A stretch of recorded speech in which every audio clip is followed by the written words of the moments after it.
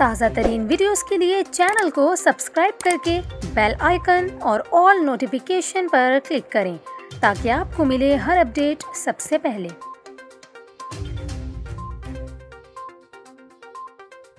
और अभी आपको ख़बर दें बलूचिस्तान से, जहां मुख्तलिफ इलाकों में शदीद ज़ल्ज़ला आया है। 20 अफराद के जाँ बहक और 300 से ज़ायद के ज़ख्मी होने की इतलात हैं।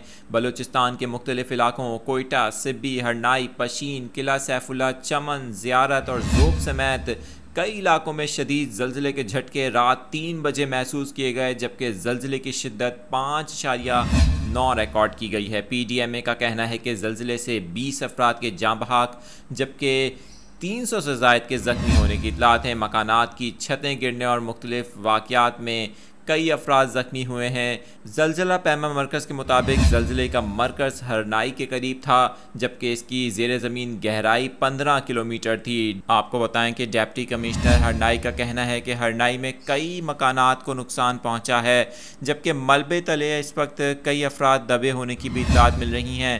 क्योंकि रात के वक्त में ज़ल्ज़ला आया है तो दिन की रोशनी में अब रेस्क्यू टीमें वहाँ पहुँच रही हैं और मुख्तलिफ इलाकों का जायज़ा लिया जा रहा है, वहाँ पर नुकसानात का जायज़ा लिया जा रहा है। इलाके में बिजली की फराहमी भी ज़ल्ज़ले के बाद मुअत्तल हो गई है। इस हवाले से बताएं कि आपको लेवीज़ और रेस्क्यू टीमें लोगों की मदद के लिए रवाना कर दी गई हैं। रेस्क्यू ज़राए के मुताबिक हरनाई में 700 से ज़ायद मकानात को नुकसान पहुंचा है। इससे कबल आपको बताएं वज़ीर दाखिला बलूचिस्तान ने ज़ल्ज़ले के नतीजे में 15 अफराद के जाँ बहक होने की तस्दीक की थी। अहम ख़बर आपको दे रहे हैं, बलूचिस्तान के मुख्तलिफ़ इलाकों में रात 3 बजे शदीद ज़ल्ज़ले के झटके महसूस किए गए।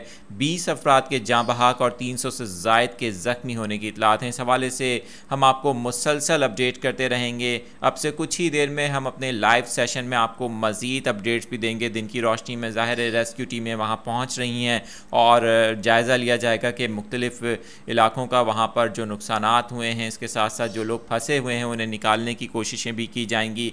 हम आपको बर वक्त और मुसलसल अपडेट करते रहेंगे। इस दौरान आप हमारे YouTube चैनल के कम्युनिटी टैब और हमारे फेसबुक पेज पर भी आ सकते हैं, जहां पर आपको रियल टाइम अपडेट्स दी जाएंगी।